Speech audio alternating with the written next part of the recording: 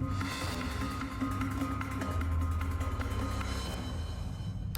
our top story is and has been now for the past 2 weeks India.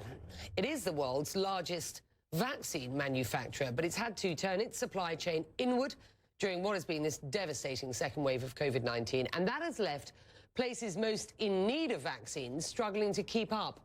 Case in point, Idlib, an enclave in Syria's last rebel-held stronghold. Our Damon reports on the challenges of vaccinating a region that has endured years of war. Opposition-held northwest Syria is, according to doctors, at the start of its second COVID-19 wave.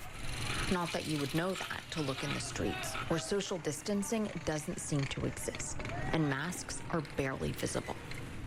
Compliance with public health recommendations has been one of the biggest challenges here. A bombed-out region whose population is mostly the displaced, too accustomed to trying to outrun death to take an invisible threat seriously. This is Carlton Hospital. It was affected by airstrike.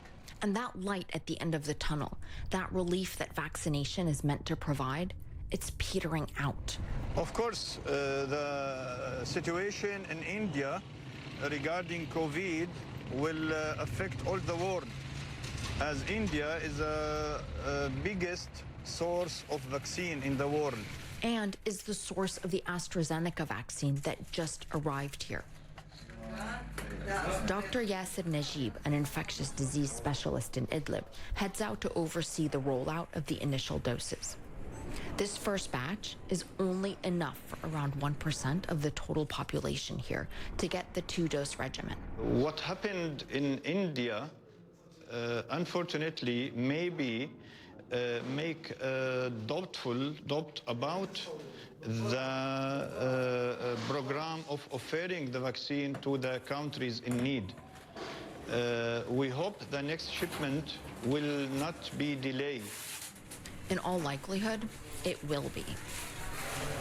These vaccines were provided by COVAX, a global initiative to mitigate against vaccine inequality that sources, or rather was sourcing, most of its vaccines to be distributed to low-income countries from India, home to the world's biggest vaccine manufacturer, the Serum Institute of India.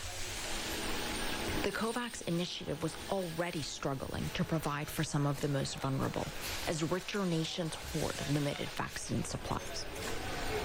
With India now crushed by its own rampant, devastating COVID-19 crisis, vaccine exports from there have, understandably, now ground to a halt.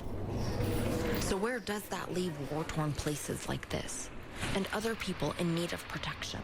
Each country wants to offer the vaccine for their own population, and the poor countries, unfortunately, will receive the vaccine, but with delay.